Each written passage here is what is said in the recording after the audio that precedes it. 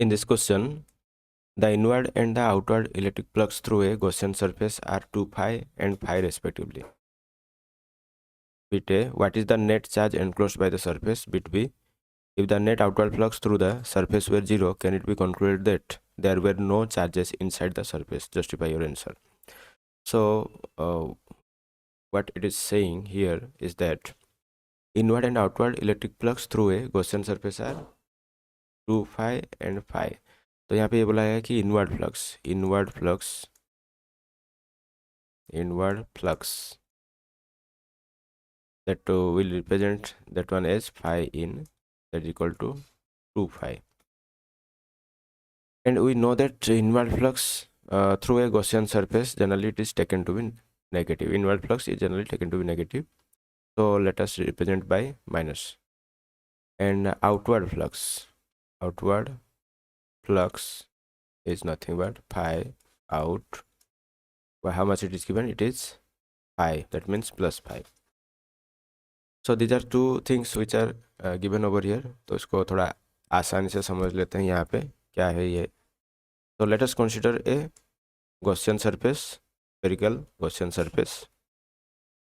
तो यहाँ पे incoming field lines यहाँ पे कुछ है and these are some outgoing field lines.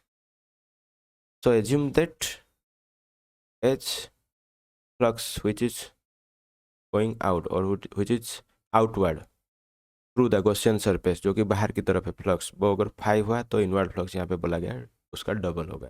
तो यहाँ पे हम मान लेते हैं कि 4 फील्ड लाइन सेंटर हो रहा है जो कि इनवर्ड है और 2 फील्ड लाइन्स यहाँ पे बाहर की तरफ जा रहा है जो कि आउटवर्ड है. ठीक है, तो थोड़ा समझने के लिए इसको हम ऐसे ही ड्रॉ किए हैं. तो इसमें what is the net flux then? Net flux it will be nothing but phi in plus phi out. तो इनवर्ड फ्लक्स यहाँ पे -2 फाई, आउटवर्ड फ्लक्स यहाँ पे फाई, तो दोनों को ऐड करेंगे तो कितना आएगा? -5. So this is the net flux. So that means net flux is inward in nature. This net flux is inward in nature. तो इसका नेचर इनवर्ड ही होगा नेट फ्लक्स का, तो इसलिए नेगेटिव आया.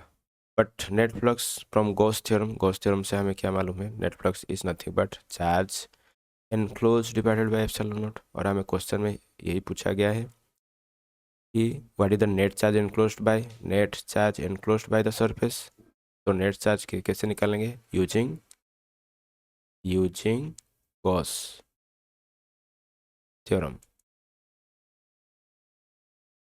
तो गॉस थ्योरम अप्लाई करेंगे. So which where net flux is nothing but charge enclosed divided by epsilon not that can be written as -5. तो चार्ज एनक्लोज कितना होगा? Charge enclosed will be equal to -ε0 into 5. So that means here magnitude wise charge enclosed we can write magnitude wise it will be how much? ε0 into 5. Clear? So this is the charge amount of charge which is enclosed inside the Gaussian surface. Now bit B, what it is saying is that if the net outward flux through the surface were 0, अगर outward flux कोई भी Gaussian surface के through अगर 0 है, can it be concluded that there were no charges inside the surface. तो वहाँ पे उस सरफेस के अंदर कोई भी चार्ज नहीं होगा. तो उसका मतलब है, मान लो कि हम यहाँ पे Gaussian सरफेस ले रहे हैं, ठीक है, और इसके थ्रू जो नेट फ्लक्स यहाँ पे होगा, और वो भी कौन सा फ्लक्स है? Outward flux. आउटवर्ड फ्लक्स यहाँ पे इसके थ्रू क्या है? So we are assuming some field lines like this.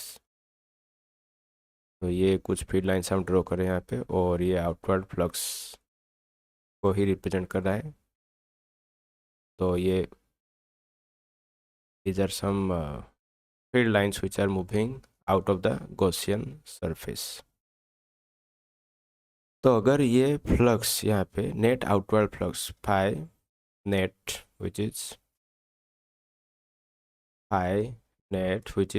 Outward, अगर नेट आउटवर्ड फ्लक्स यहाँ पे 0 हुआ, तो गॉस थ्योरम से क्या हम इसको यूज कर सकते हैं कि आउटवर्ड फ्लक्स या फिर जो नेट फ्लक्स है उसका गॉस थ्योरम के साथ क्या लिंक है? We know that phi net equal to charge enclose divided by epsilon naught. So from this one we can write charge enclosed divided by epsilon naught will be 0. अगर outward flux यहाँ पे 0 है तो Gauss theorem से हम लिख सकते हैं charge enclosed by epsilon naught is equal to 0. So that means charge enclosed will be how much? 0. Okay.